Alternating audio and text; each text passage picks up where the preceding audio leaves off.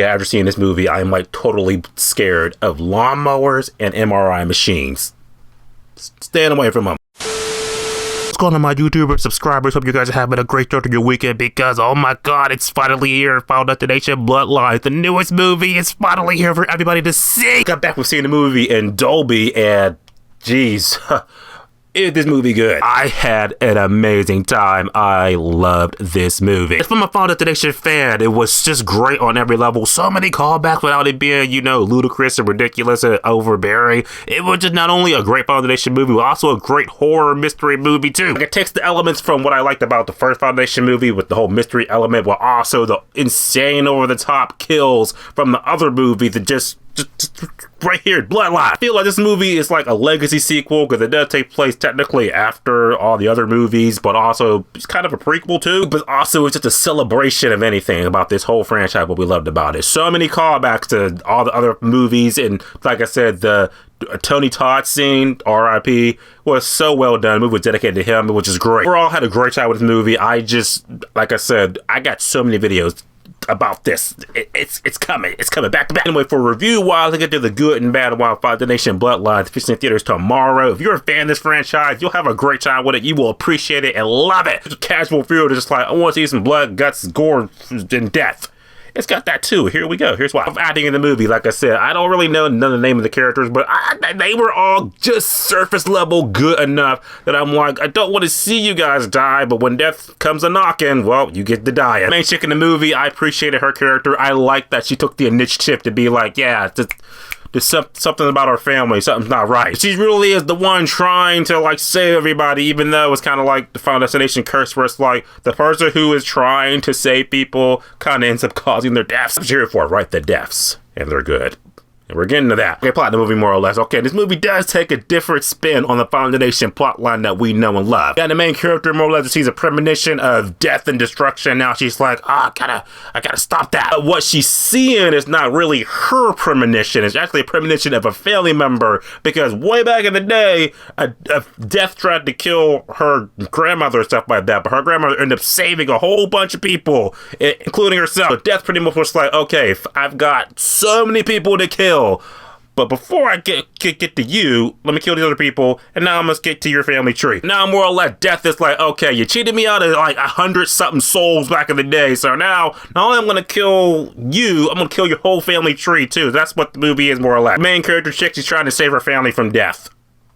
Pretty personal right in the pocket, that's what we need to know. Okay, good in the movie. It's a Final Destination movie. How are the deaths? Aces. So good. From the opening disaster, which just had my anxiety up to 1,000, to the final death in the movie. Every death in this movie was just so good, so great. I loved it. And to my credit, I didn't see the trailers for this movie, so I went this movie completely blind, so I'm like, I don't know how it's going to go. And that's kind of something you need to know. Don't watch the trailers for the movie. Go in the movie blind, like, okay, how's death gonna get these people? How's it gonna get them? Because there were so many deaths that I was just like, I think it's gonna go this way. It ends up going another way. Like I said, there's a death scene with the MRI machine, and you think this is gonna happen, but then this doesn't happen. I'm like, yep. Now I'm scared of MRI machines now. The deaths in the movie are just top notch. They are great. I loved it. Only if I had any cons about the deaths, a little CGI for my taste. I know this isn't the early 2000s anymore, so it can't be practical, but I will say, like, the deaths are really CGI heavy. That's just the thing to know about it. The good thing about this movie is the fact that I like the themes of the movie too. Like, you know, death is going to take down this family, stuff like that. It makes it really personal stuff, because the other movies was just like, okay, random people, they're getting murdered by death. Okay, whatever, we don't care. This movie is a little personal, because it's like, okay, yeah, she's really trying to save her family and stuff like that.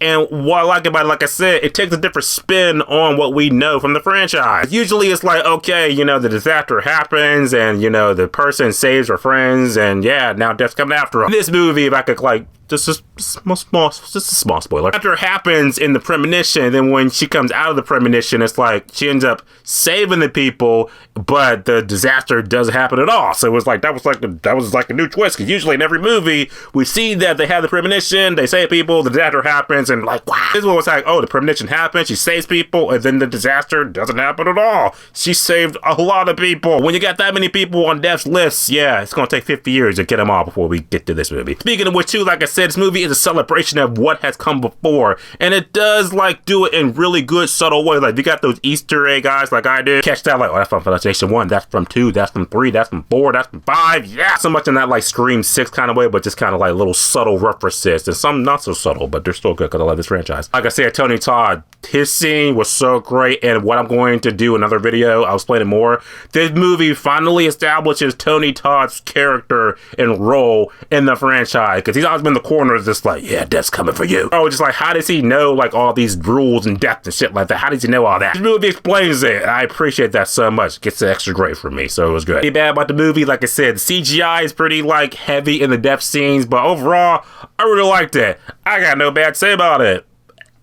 That's something. And then Foundation Bloodlines was a movie I was so hyped to see all year. I got to see it now and I just loved it. I can't wait to see it again tomorrow and just talk about this movie. The scenes were amazing. The lore was great. How it fits into the franchise is amazing too. It's a celebration, everything. They did Tony Todd justice. He will be proud. We're gonna see it, streaming or skip it easily. Foundation Bloodline is a great, fantastic movie, and you should definitely see it on the big screen. Foundation Bloodline filling theaters tomorrow. You see it, you're not gonna see it. Let me know your thoughts. And I got more videos for this movie. We're gonna spoiler talk it. We're going to talk about every death, and we're going to talk about William Bloodworth's Tony Todd's characters, rolling the whole franchise. It's going to be Foundation videos left to right. So yeah, as always, subscribe. Until next time.